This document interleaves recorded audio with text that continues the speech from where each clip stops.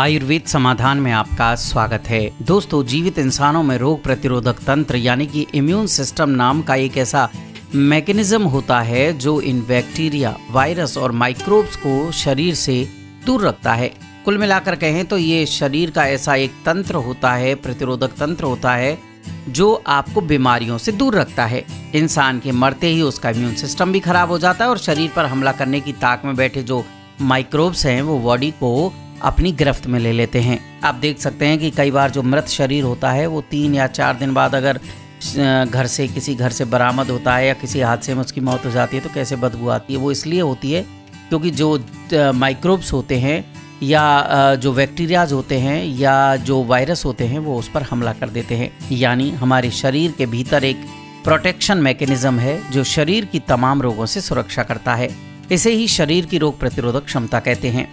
ये काम कैसे करता है, हम इसके बारे में थोड़ा सा विस्तार से चर्चा कर लेते हैं।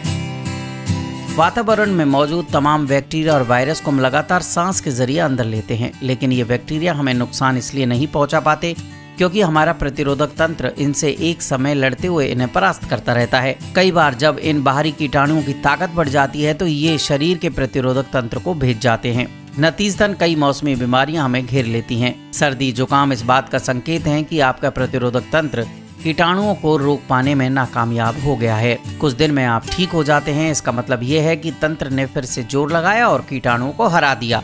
अगर प्रतिरोधक तंत्र ने दोबारा जोर न लगाया होता तो इंसान को जुकाम सर्दी से कभी राहत ही नहीं मिल पाती। इसी तरह कुछ लोगों को किसी खास चीज से एलर्जी भी हो जाती है और कुछ को उस चीज से नहीं होती। इसकी वजह यह है कि जिस शख्स को एलर्जी हो रही है उसका प्रतिरोधक तंत्र उस चीज पर रिएक्शन कर रहा है, जबकि दूसरों का तंत्र उसी चीज पर सामान्य व्यवहार करता है। इसी तरह डायबिटीज में भी प्रतिरोधक तंत्र पैनक्रियाज में मौजूद सेल्स को गलत तरीके से मारने लगता है।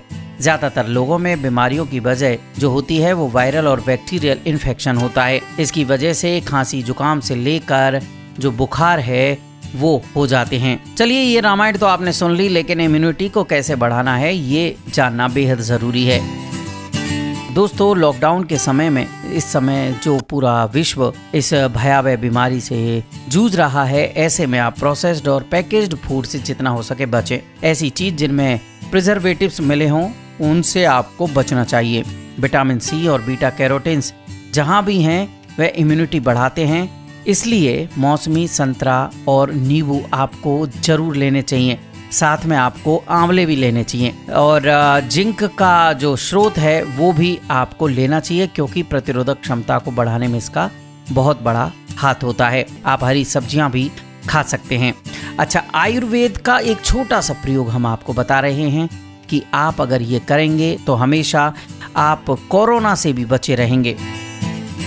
इसके लिए आपको करना क्या है? इसके लिए आपको त्रिफला, ब्रह्म रसायन और च्यवनप्राश ये आपको प्रयोग में लाना है।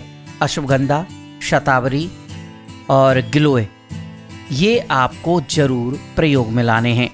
और हल्दी, अश्वगंधा, आंवला, शिलाजीत, मुलेठी, तुलसी, लहसुन, इन चीज़ों का आप प्रयोग करते रहिए और गर्म पानी पीते रहिए, गुनगुना पानी पीते रहिए। आप देखिए कि आपको कितना फ़ायदा मिलता है।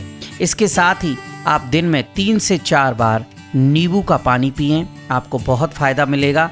और आप आंवला जो है उसका सेवन करें, आंवले के मुरब्बे का सेवन करें, च्यवनप्राश का सेवन करें।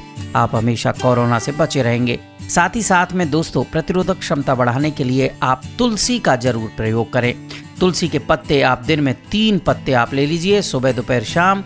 इन तीनों पत्तों को आप चबाकर पानी पी जाइए। आप देखिए आप कैसे आपका शरीर एकदम स्वस्थ और निरोग रहता है और इस पेंडेमिक का आप पर कोई असर नहीं होगा।